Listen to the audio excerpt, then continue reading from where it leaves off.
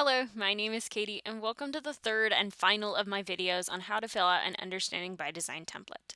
In this video, we will go over stage number 3 and its components. Stage number 3 of the UBD design focuses on planning learning experiences that will help students to engage with the subject matter in a way that will lead to deep understanding and can be measured by the evaluative tasks constructed in stage number 2. Stage number 3 is also the stage in which you will develop your SMART learning objectives based on the competencies and standards, as well as the goals you developed in stage number 1. This video will also discuss how stage number 3 can be developed using the acronym WHERETO, which includes all of the elements needed for this piece of the unit. Some of the pieces developed in stage number 3 include differentiated learning methods, habits of mind, technology integration, and the analysis of the results instructors find when considering the effectiveness of the experiences.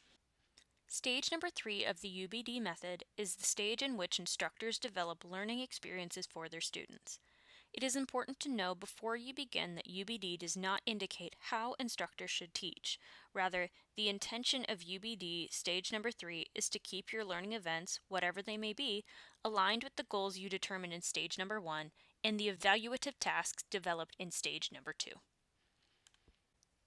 UBD stage number 3 follows the WHERETO learning plan to help instructors determine learning events that will best equip students to perform well on evaluations and achieve the desired learning outcomes.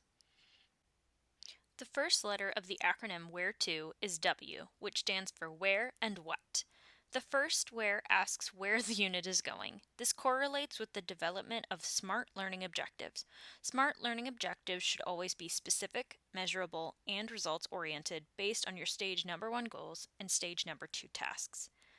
The what W asks what is expected and what are the benefits of teaching this unit to students. The final W of WHERETO stands for the second where. Where are students coming from when they begin the unit? The diagnosis section helps develop events to keep track of student progress. The next letter, H, stands for hook and hold. This section focuses on how instructors plan to gain student attention and how they plan to keep the lesson interesting. This section also includes the opportunity for technology engagement to keep the lesson interesting and relevant to students. The third letter is the first of 2 E's. This first E stands for Equip, Experience, and Explore. This section asks the questions as to how students will be prepared or equipped to uncover meaning as they experience key ideas and explore content. This section can be related to transfer as well because it ties back to how students will be prepared in authentic settings like performance tasks. The next letter, R, stands for rethink, revise, refine, reflect, and self-regulate. Rethinking, revising, and refining focuses on opportunities for students to take a second look at their work and identify areas that could be changed or improved. The reflection and self-regulation opportunities are written with the intention of improving students' self-awareness and metacognition. The second E in the WHERETO acronym stands for Evaluate. In order to improve, students need feedback and opportunities to correct their mistakes. It is important to note, however, that the emphasis is on the formative feedback rather than summative feedback.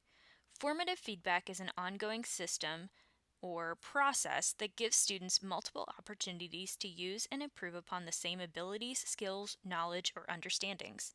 Feedback is given each time, which helps students and instructors see and work on student progression. This kind of feedback does not always need to come directly from the instructor. One good alternative is peer feedback opportunities. Next we have T, which stands for tailored. This section is where instructors or designers should consider how differences in student interests, capabilities, strengths, weaknesses, etc. all play a part in how they learn. Tailoring learning experiences includes adjusting content, products and performances, processes, or learning environments based on the students in the class. Something to keep in mind is that differentiated learning does not require vastly different criteria. Even varied tasks should be evaluated by the same or a similar rubric. And finally, our last letter is O for organized. This section of stage number 3 asks several questions. First, how will lessons utilize learner-centered strategies?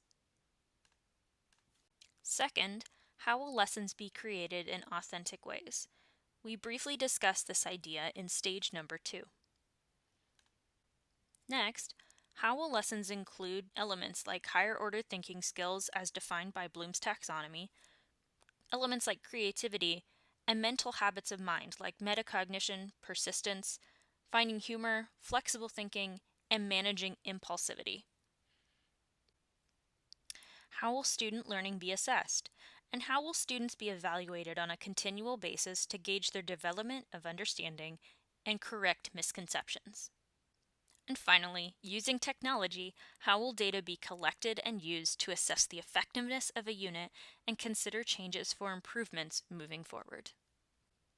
That concludes this tutorial on how to fill out stage number 3 of the Understanding by Design template.